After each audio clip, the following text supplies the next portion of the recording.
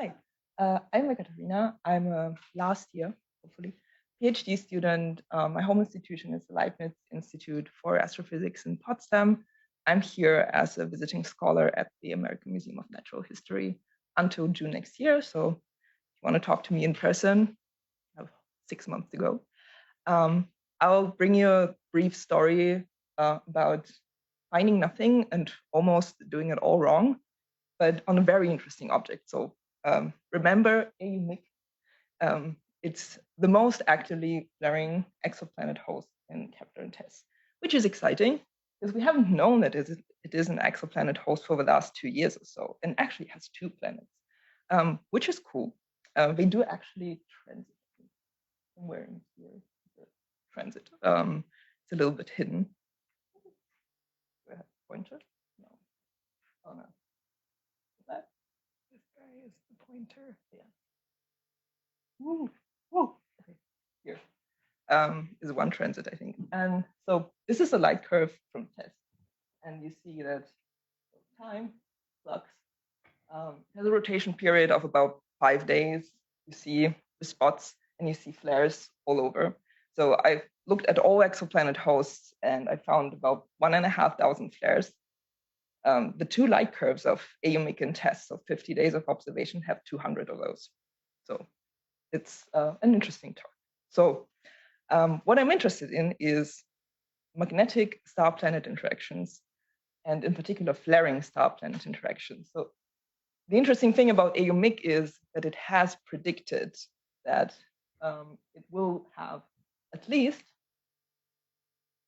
could have planet-induced radio emission. It depends a bit on its low mass loss rate. So if it's a high mass loss rate, magnetic field lines will be open, nothing, like all the particles will be just thrown out, nothing can come back. But if you have low mass rate, you can have closed magnetic fields and actually material can fall back onto the star, which can trigger flares. So what we expect is some periodic recurrence of star-planet interaction triggered flares. So this is what I was looking for. And this is the story of how I almost did it all wrong.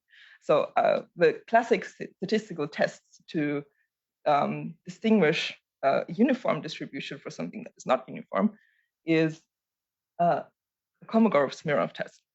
So what I expect is to see no dependence on the orbital phase of the planet or the rotational phase of the star in terms of the number of flares that occur. So I did this test, and you see on the right, the significance of the detection is 1, 2, 3 sigma, and you see it's all over the place. And it depends on what starting phase of the orbit or the rotation period I choose. So I can do it very wrong. I can get, if I tweak it, I can get a 3 sigma detection. So please be cautious with Kolmogorov-Smirnov. What's better is an Anderson-Darling test. So the problem with Kolmogorov-Smirnov is at the edges of a distribution, it downweights the difference and it overemphasizes the center of a distribution. And the Anderson-Darling test corrects for this. So this is what you see here, which is much cleaner. You still get, well, in some cases, something like a 2 sigma, but the picture is much more clear. So this is the story of how we found nothing and almost did it wrong. And I think that's all I wanted to say. Thank you.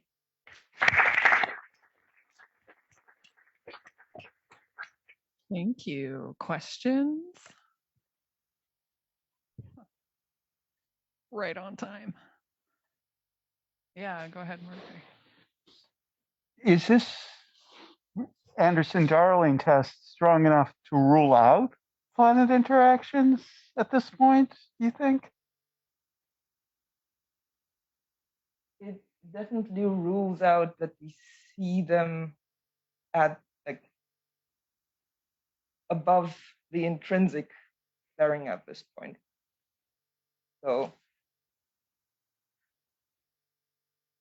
it's a tricky question. So I think what we need to do, so the problem with all statistical tests that they are constructed artificially. And what we actually need to do is to go for all the other planet hosts and do the differential comparison and see if there is actually any statistical difference between those, and then go from those that have perhaps something statistical going on, and follow those up.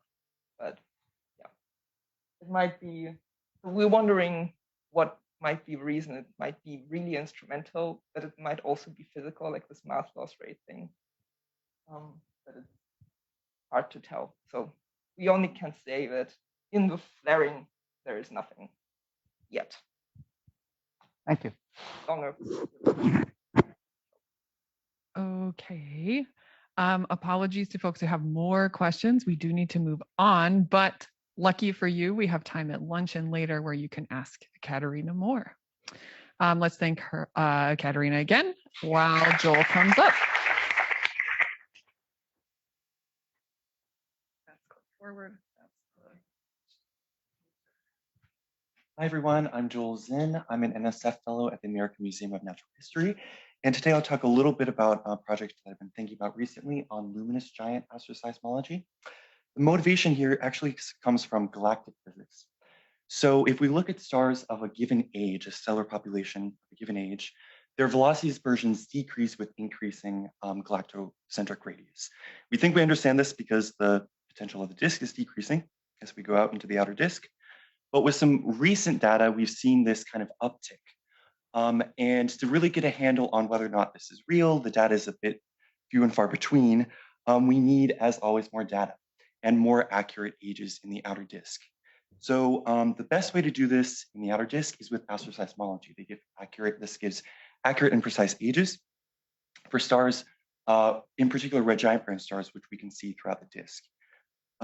Unfortunately, our existing astroseismic samples are limited to the vicinity, solar vicinity, so Kepler within about a kiloparsec, and even the largest astroseismic data set in the literature, K2 Galactic Archaeology Program, is limited to within about 5 kiloparsecs. So you may ask, why is this?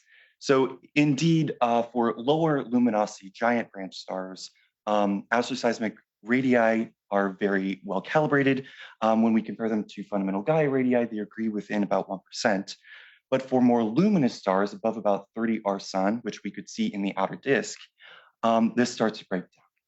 And so with more recent data, we're seeing that this is about 100% effect at the tip of the red giant branch. So this could be due to a couple of things. These are the astroseismic scaling relations, which give us radii and masses for stars. This is important because red giant masses give us the ages of those red giants. So there could be problems with either the nu max or delta nu part of these scaling relations. These are quantities that we can measure from time series from space-based missions like Kepler and TESS. And I've been thinking a bit about what could be going wrong with delta nu. Delta nu depends a bit on stellar models, and the way we compute delta nu from stellar models assumes that the entire star is adiabatic. And this is an increasingly bad approximation as you go up the giant branch. So if we spend a little bit more computing time computing delta nus in the non-adiabatic treatment, we can then compare it to how we normally compute delta nus under the adiabatic approximation and come up with how much of this radius error, and therefore the mass and age error, can be ascribed to the adiabatic approximation. And we see that it increases with increasing radius, which we expect because the star is less and less adiabatic. For stars around the red clump, this is the low luminosity, low-ish luminosity regime. That error is about 2%, which is consistent with Gaia radii. But for the red giant branch tip, it only gets up to 10%, no matter what mass or mixing length alpha you choose, shown in different panels here, or metallicity shown in different colors. So that still leaves many tens of percent error unaccounted for. So the good news is that delta nu is probably not the issue, and we can correct that. So that leaves nu max, and the good news there is that since it's a one parameter problem now, we can use Gaia radii to basically empirically calibrate the radii and therefore get calibrated new maxes for masses and therefore ages. So with this sort of technique, with luminous giant astroseismology, we'll be able to increase the volume probed in the galaxy by 1,000 to 30,000 fold, especially thinking toward Plato and Rubin observatory data. So I'm looking forward to continuing along these lines and other lines listed here. And if you are interested in that too, please do reach out to me. Thanks. Thanks, Joel. Do we have questions? Ruth has a question. So with luminous giant astroseismology, like you have a volume there. What kind of distances could you go to with Rubin, say? Right. So for Rubin, you can get up to 150 kiloparsecs. So that would include resolving individual giants in most of the known dwarf satellites. With Plato, it's limited to within about 50 kiloparsecs, but you still get the large and small Magellanic clouds. Yeah, Catherine. It's fun. What sort of sample size can you get if you need to have astroseismology data that you can do astroseismology with? What are the prospects for that at large distances? Yeah. So at least with I'm expecting a sample of about 100,000 stars available with tests. That's not including Rubin Observatory. I haven't done the numbers for Rubin, but it'd be much more.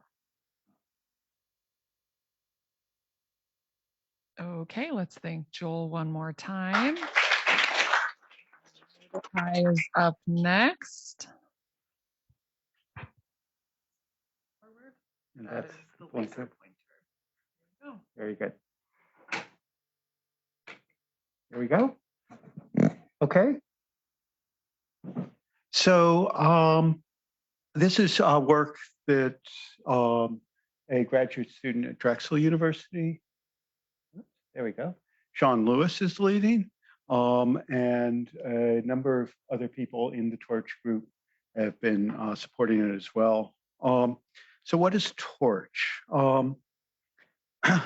It's a way of, it's a software framework that takes the Flash MHD code and couples it through Amuse, the astrophysical multipurpose software environment, on a time-step by time-step basis with other codes, such as N-body or stellar evolution codes, to allow us to combine the evolution of gas and of stars treated as true N-body particles in order to follow the evolution of star clusters from when they were but a gleam in a molecular cloud's eye, all the way through to through their evolution ultimately.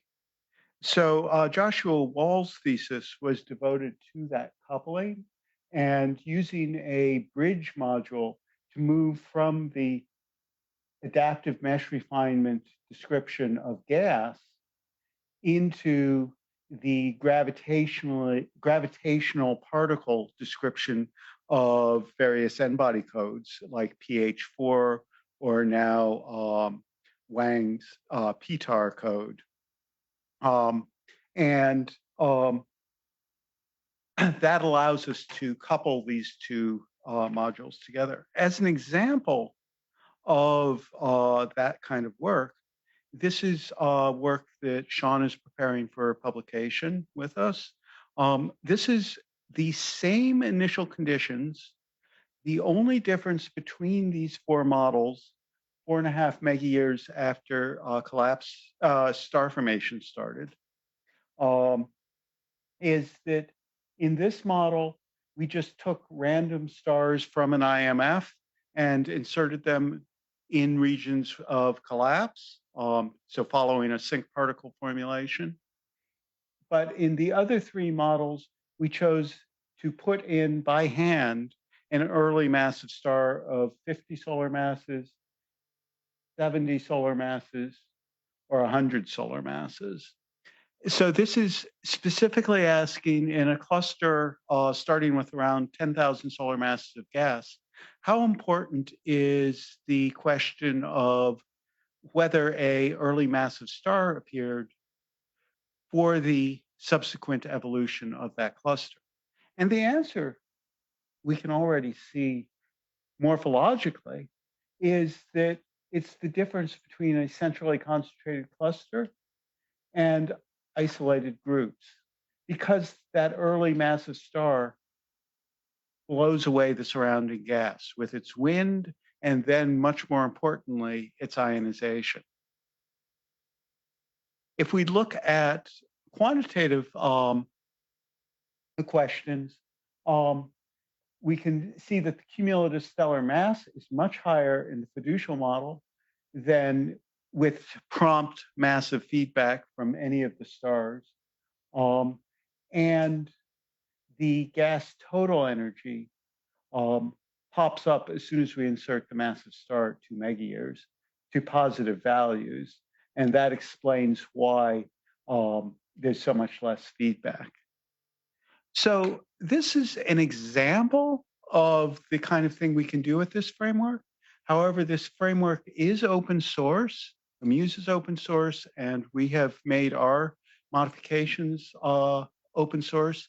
And so we certainly invite anybody who is interested in working with this sort of tool to join us. We have user group meetings every Monday, and there are many possibilities for things that can be done with it. We already have 4 or 5 graduate students working on this, Claude Cornelier-Cloutier, Brooke Polak, Sean, of course, William Farner, and some other folks. And there it is. Questions? Thank you. Do folks have questions for Mordecai? Ruth first, then we'll move down. Yeah, if as long as it's quick. I But was just Ruth, wondering, take it away. yeah, do you see signatures of the primordial angular momentum in the gas? Do you see signatures of that lasting for a long time in the stars?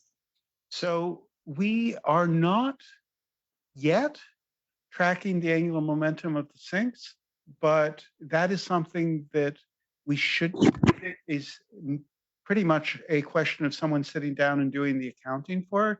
All the pieces are in place. We're, absorbing gas into sink and following properties. So it's a question of adding one field to the sink structure. We hope that someday someone will do that because it's clearly of importance. Rachel? Maybe I missed something. What's happening at 4 megayears in the fiducial model? That's when a massive star happened to form just from okay, the IMF. not one that you put in, but okay, thanks. Exactly. The mass dependence on the individual stars. What does it have implications for metallicity, enrichment, and mixing beyond just dwarf that? Anyway. Yes. Where you want with that? So Brooke Polak is trying to do the same sort of model for like hundred or hundreds of times bigger clouds, and with the goal of following like metallicity contributions and mixing between subclusters and things like that. And she's now running preliminary low resolution models, but with the intent of getting to high enough resolution to be able to say interesting things about that. All right, let's thank Mordecai once more. And Mark is up next.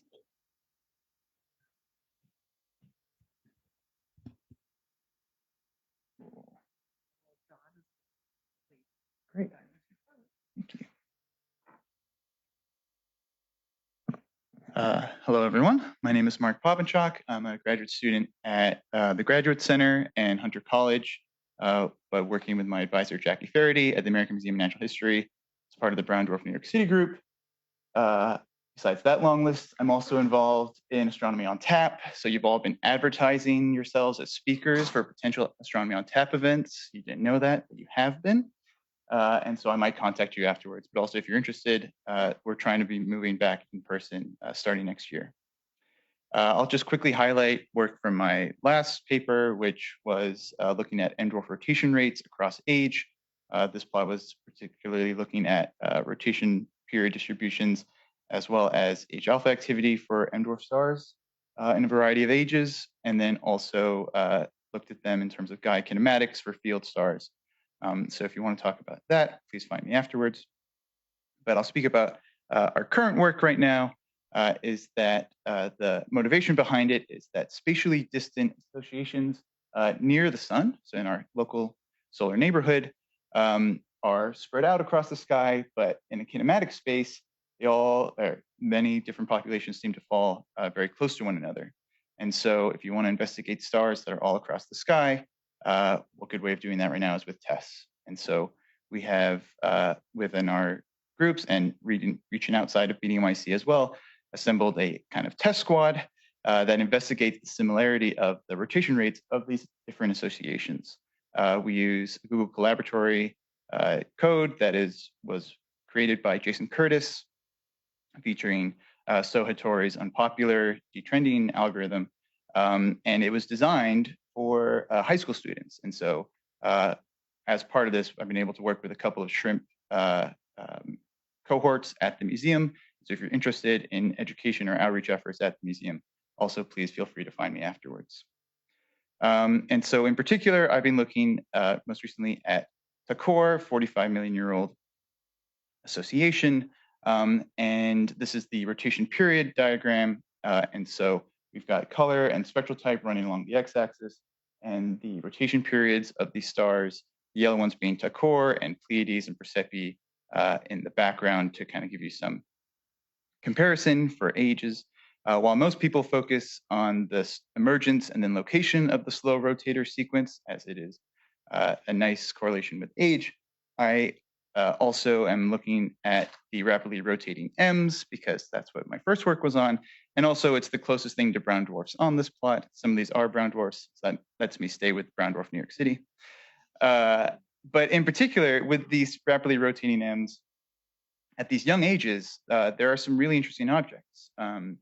There are only a handful of them. They're called complex rotators. And so I'm showing some light curves here on the right. These are phase-folded light curves, so only showing the repetition of their cycles of rotation, and the different colors are different orbits of TESS. But what you might notice is that there are some really fine structures within here, and that they persist throughout each orbit of TESS, and so over many cycles of rotations for these objects.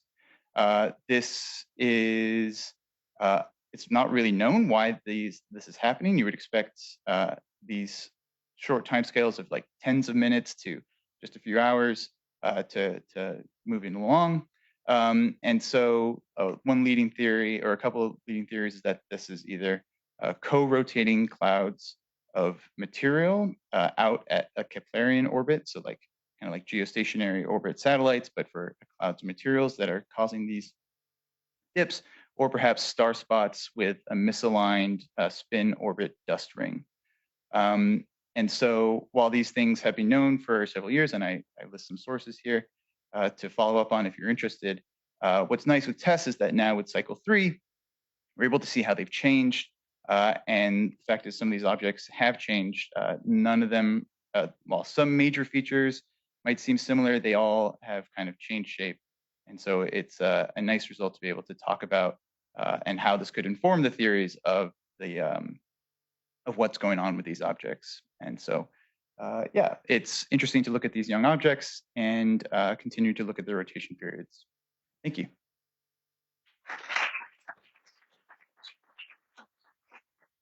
Thank you. Questions? Yes, question. Is complex rotator only for amps, or they're just like any young stars? Yeah, they're only seen in rapidly rotating young amps. So all sub 1 day periods, and only in, there were a few seen in the Pleiades, but otherwise it's got to be younger than 100 million years. Yeah, Alexander, question. It's really interesting. So if they're co-rotating, though, wouldn't you expect some sort of magnetic effect, right? Because where else is the co-rotation radius? Yes, I'm definitely not a theorist, so I'm not going to be able to fall one way or another. I definitely lean more towards the there being a dust ring, and like the change, certainly the change from cycle 1 to cycle 3 could maybe due to precession or something, and so like the disks not occulting as much. We would expect the star spots to exist on this time scale, though. We have a lot of other M's that do keep the same shape to their light curve from cycle 1 to cycle 3. So the star spots could be living this long. Are there any other diagnostics that you could connect, like magnetic activity on the surface, to the actual modulations? That's a very good idea. Yeah, we'll look into that. Okay, let's thank Mark one last time. And Jackie can come on up.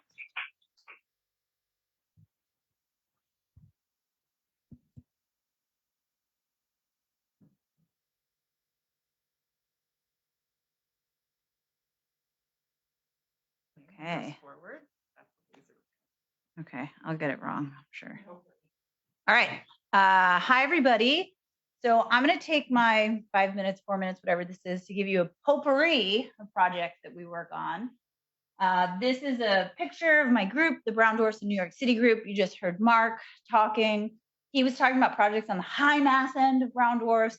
Daniela and Johanna spoke in the last session on low mass end of things. We work on everything that comes in between what you define as the word star and what you define as the word planet. And hopefully you struggle with the word planet as well, because it is a poorly defined object, not just at the Pluto mass end, but also at the high mass end, as you might have kind of gotten an idea of from Daniela's talk and even Johanna's talk. So we work on the objects that kind of bring everything together, brown dwarfs. This is the team. There's a lot of us. I think all of our talks are today, but anybody on this slide, you can ask other questions about projects that they're in. So highlight projects. Told you I was going to do it wrong. Sorry, can you speak closer to the microphone? Oh, can you not hear me? I feel like I'm shouting. For the people on Zoom, thank you. Okay, yes. All right. So a highlight of topics that we're working on. I'm using space telescopes as kind of a definition of some of the really exciting things that we're doing. I'll start with a citizen science project that I co-founded a couple of years ago called Backyard Worlds. It aims to find cold, compact sources that are near the sun that were missed through regular searches. And when I mean cold, compact sources, I mean objects that are barely warmer than Jupiter, that hang out at the boundary where you'd have trouble calling them a planet or a brown dwarf, because they're just a couple of times more massive than Jupiter. We have not found one closer than the sun, than the closest star yet, than Proxima Centauri, but I stand by that I think it could still be out there. But we have found several of these extremely enticing, very close by objects. And what we're doing with the James Webb Space Telescope, which most of us know is launching in 3 weeks, less than 3 weeks, is that we've won some cycle 1 time to go after several of these brand new objects, some of which discovered by citizen scientists, that are the coldest compact objects that we currently know form through the star formation process, so that we can look at their atmospheres, so that we can figure out what kind of clouds they might have, what signatures in their atmospheres might be there to tell us also something about their formation process. We also have Hubble time right now to go after cold compact sources that I don't really think any of them are closer than Proxima Centauri, but it's always a possibility. We found just very close by, fast moving objects that are extremely faint at the edge of what's currently detectable, discovered by citizen scientists. And then we go to the higher mass things, which you just heard Mark talking about, which at the high mass end, you end up with these objects that are right at the boundary of stars and brown dwarfs. But then when you go to the fainter ends, if they're young, they can actually also beat down the boundary of the word planet, because cold ones that are old are low mass, but Young ones are hot in low mass. So we go after those, and TESS can even see a couple of those. So we use TESS to go after what their rotation rates are. And then we use Gaia for everything. Okay, so this is a hot potpourri of some of our projects. There's lots to collaborate on with anyone in this room. And I want to end with two different things that I always want to highlight for New York everybody's, which is what this room is. Number one is, as a reminder, I work at the American Museum of Natural History within the Hayden Planetarium, which all of us that work there sit above the Hayden Planetarium. I use the Rose Center, or the Hayden Planetarium, on a regular basis to visualize various data sets that I have. Gaia data sets are great for this. This is an image of me presenting of all of the stars in Gaia that have been mapped by apogee or GLA, and they're color-coded by chemistry. It's a really fun, exciting place to be. And so if you've got a data set that you want to see visualized, let me know. Call me up. Let's discuss. Maybe we can play with it inside of the dome. I'm going to be in there later today. I've been given permission to give an extended invite. We're going to have some very exciting stuff in the dome today at 4 o'clock. There's an astronaut from the Inspiration 4 mission that's coming. Neil is going to moderate, and we're going to take some people on a tour from here out to Mars and highlighting space exploration. Especially want students, if you want to come to me after and let's talk. But other data sets, come to me. I would love to see your data sets in the dome. And last, a project that is dear to my heart, recently funded by the Alfred P. Sloan Foundation for a planning year. It's called 2030 STEM. And this is focused on diversifying STEM in this in the era that we're in. I think it's extremely critical that we all look around a room like this, and make sure that we see representation across all walks of life. And 2030 STEM is a 10-year project where we're hoping to raise funds for a new fellowship that would be offered to underrepresented groups in science. In this planning year, we are going to be hosting a number of salons that are going to be getting at DEI issues. The first one is on social media and how it helps to amplify those underrepresented groups in science. And at the end of each salon, we're going to have a white paper that'll come out. The first one's in January. I'd love to talk to anybody that wants to know more about that too. That's all. That was a lot. Thank you for listening. Thank you, Jackie. All right, we have time for maybe one or two quick questions.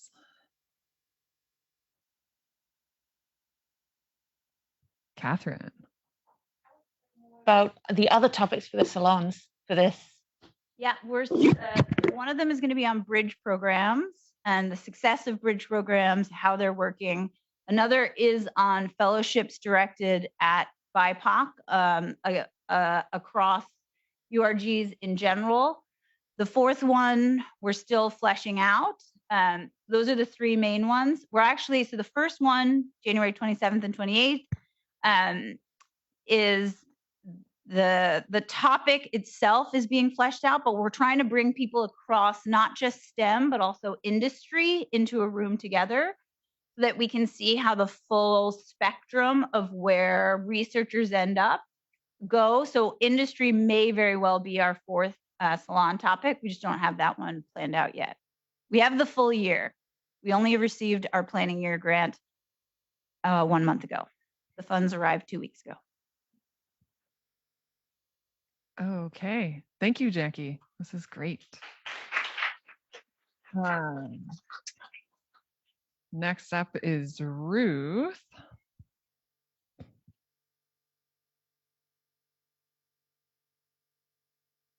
Thank you. Hello, I'm Ruth Angus.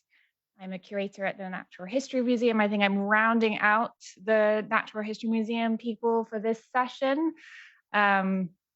I also have an appointment here at the Flatiron Institute, CCA. I'm an associate research scientist, and I'm an adjunct professor at Columbia as well. And I'm talking sort of generally about my bread and butter research. And I'll highlight some of the results we have in our group. Some embarrassing pictures, they're not embarrassing, lovely pictures of some of the people that I work with are displayed along the bottom of the slide here. So this is a movie created with data that Lucy Liu provided in her last paper. So this shows rotation period of stars, main sequence stars, as a function of their effective temperatures. And one of the main things that I work on, one of the things that I'm interested in, is understanding how we can measure the ages of main sequence stars more precisely, because this is a really difficult problem. Most main sequence stars just don't yield up their ages very easily, but their rotation periods really change quite drastically and significantly over time. And Lucy's data really nicely reveal that. So what Lucy did was she took a data set of measured rotation periods from the Kepler spacecraft, measured using data from the Kepler spacecraft. I can't point in the top left corner. There's a logo in the top left corner for Kepler.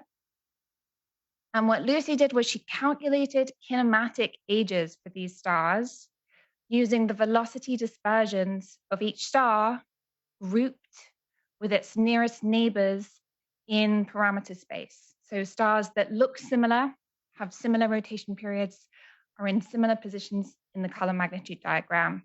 And she calculated kinematic ages for these stars. So we're able to make this incredible movie which shows how the rotation periods of stars evolve over time. The rotation periods of stars lengthen as they get older because they're spinning down through their magnetized stellar wind, which means we can turn this around and use the rotation periods of stars to reveal their ages, which is really critical for a number of projects that we're interested in. We want to unravel the formation history of the Milky Way. We want to understand how planets and planetary systems change over time. And here's just a sort of cartoon of a few examples of things we've learned from ensembles of rotation period measurements. So for example, we learn how stars spin down over time. We learn how their interior angular momentum is distributed, how the cores and the envelopes spin down separately. We learn how the magnetic fields of stars change over time, how their morphology changes, how their strength changes. And we've also learned how planets change over time. So Trevor David led a couple of papers that show that sub-Neptunes turn into super Earths. And he did that using stellar ages. Okay, so that's sort of what I wanted to say about science. I also wanted to highlight a few things that I work on relating to science communication. So I'm involved in a number of projects that are bringing science onto the stage and onto the screen and onto the page. So in particular, I just wanted to highlight this program that's called Microcosms, which is an NSF-funded program at the museum where we are going to bring astronomers and playwrights together to create new work, devise new work, which we will hopefully have readings of at the museum. And then there are a few other projects here that I'm involved with, staging science and science communication through film and books. Please feel free to ask me questions about any of these things. I'm very happy to talk in more detail about any of them. Great. Thanks, Ruth. Do folks have questions for Ruth?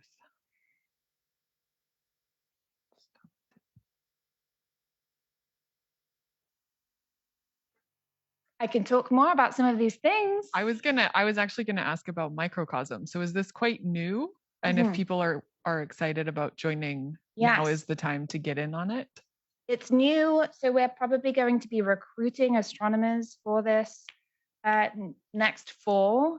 It's still very much up in the air, like this is the planning year for us as well. So we don't know exactly what it's gonna look like, but we'll definitely have astronomers involved, and we'll have playwrights involved, and we'll create incredible work, hopefully. That's fantastic. Other questions? Let's see, all the way in the back, Jackie. Ruth, back on Lucy's, your movie of the generated rotation rate. So can you just say something about The M dwarfs disappear. So are you going from test to Kepler here? There's no test data here. Oh, okay. So it's all Kepler? All Kepler. So we're hoping to add data to this with tests, and the test data will really expand this to the right. Right. Okay. Yeah. The M dwarfs are just from clusters. You can see them at the young ages and then they disappear. Okay. Didn't observe many M dwarfs. Okay, one final question. Behind you, sorry, Joel. Related to this animation, can you talk a little bit about the scatter around 5,500, 6,000 Kelvin as you go later in time? Oh, yeah. So you can see like a little sprinkling of stars that kind of appear at late ages. Those are the subgiants. So they tend to be older. They have a really broad spread in rotation period, which is caused because some of them are very young and they're rapidly rotating. Hotter stars, they're evolving in a different way. Their envelopes are expanding, so they're slowing down because of conservation of angular momentum as well as magnetic wind breaking. So they're sort of doing their own thing. Hi, I'm Zach Richards. I'm a faculty member at Suffolk County Community College. I'm also associated with AMNH and the Institute of STEM Education at Stony Brook University. And today I'm going to talk to you guys about predictors of astronomy performance for your students so that we can identify at-risk students of failing your astronomy course to, one, increase interest in astronomy, and two, increase STEM retention, which is quite a large problem. So typically, if you have teaching responsibilities and you're teaching astronomy, most likely you're teaching in a non-majors course, and in that, your course probably looks something along these lines, where you have approximately 96% of your students who are non-STEM majors, about 28% who have taken a developmental or remedial math course, and about a fifth of your students probably repeated math at some point in their higher education career, indicating that they might not necessarily have the skills to be successful in a STEM course. And that's also a problem because, well, our STEM workforce is in high demand for students or for jobs. So I decided to create a model with both demographic variables as well as academic variables to find how important they are with predicting the astronomy grade, which was decided to be a dichotomous variable as the ABC rate or passing, or DFW as failing. And what I found out was that the most important predictors were the students' GPA, their math GPA, their major, so whether it was STEM or not STEM, the number of astronomy courses that they've taken, if they took a developmental math course, or if they repeated a math course. And which brings us to the first interesting result, is that the demographics were not important in predicting student performance, which means that in an intro level astronomy course, everybody's at an equal playing field. So for this, I ran a logistic regression and a decision tree. And so what came out of this was that the three most important variables were their GPA. So students who had a higher GPA were more likely to pass. Students who took developmental math or repeated their math course were less likely to pass. And here there's a little confusion matrix of a test set that I ran this on. The overall accuracy of this model was 74%. And here, from the decision trees, it also says that cumulative GPA, when we calculated the feature importance, was the cumulative GPA, whether or not they took developmental math, and their math GPA.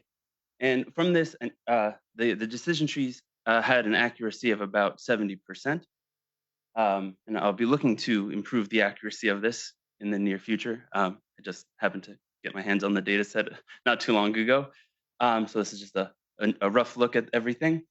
And so what we can conclude from this is that the two most important features to predict student performance is their GPA and whether or not the student took developmental math.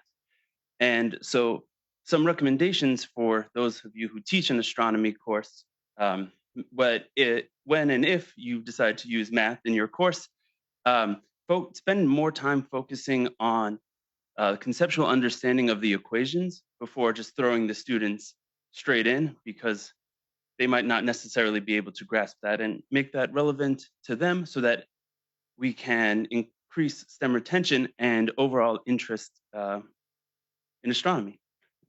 Thank you. Thank you, Zach. Do we have questions? Looks like Mordecai has a hand. What was the data set?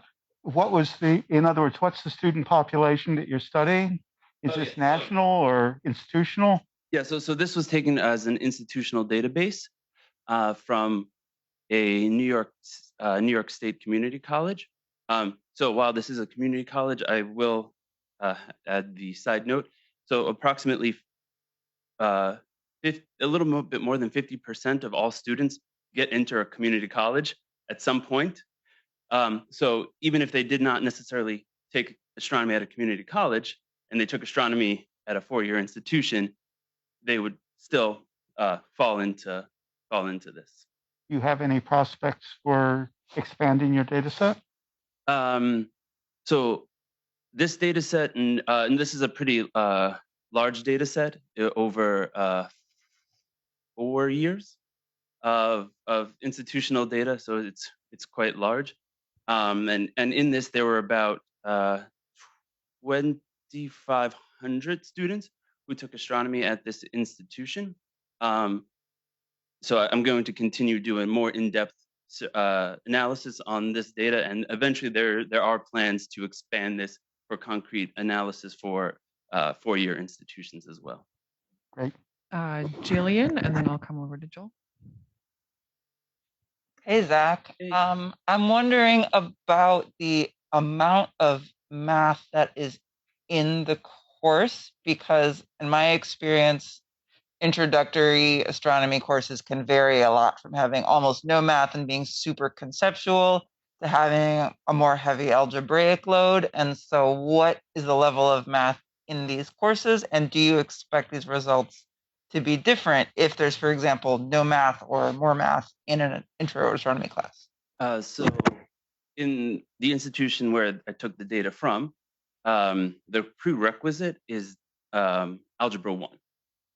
And more often, I can't speak for because everybody at the institution does in fact teach it a little differently. I would expect that it would be the same across, but typically it would be just basic algebra, maybe some scientific notation in there as well. But I would expect that to be it would expand across whether or not there was less math or more math. Unfortunately, I have no way of getting this information. Yeah, so that I could actually, well, I'll see if I can get that information somehow. Might take a few years, but I'll try. That would be interesting. Yeah. Okay, we're gonna go to Joel and then Catherine and then cut it. Yeah, I'm just wondering if there's a particular GPA level that we should be looking out for. Does it like plummet the performance in an astro class below a certain GPA, or have you looked into that? So I got my hands on the data set not too long before I had to submit slides, so I haven't done the 100% complete analysis yet. But typically, from what it looks like initially, it would be somewhere along the lines of maybe slightly about 2.5.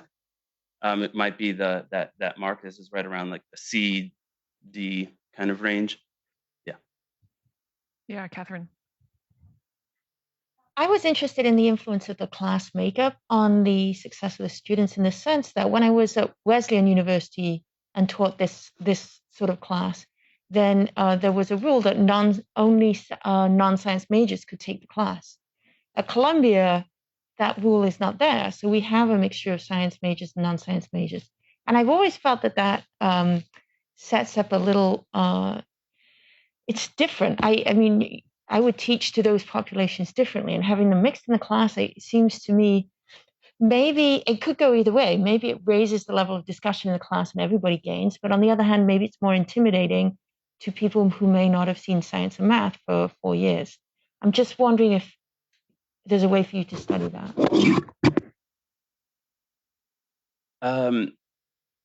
Yeah, so the way to go about that would be doing some sort of qualitative and educational psychology kind of background for that. But my train of thought would be teach to so that everybody can understand. So in my classes, I do have a mix of science, STEM and non-STEM majors. So I teach to the students who need more help in that area. Yeah, me too. Yeah. In fact, I tell the STEM students they shouldn't be here. But there we go. I'm so mean. Yeah. Yes. But yeah. So every institution is different. Sometimes the only astronomy course is the general studies course. Yeah. All right. Let's thank Zach once more. Thank you. And find me if you want to talk to me more.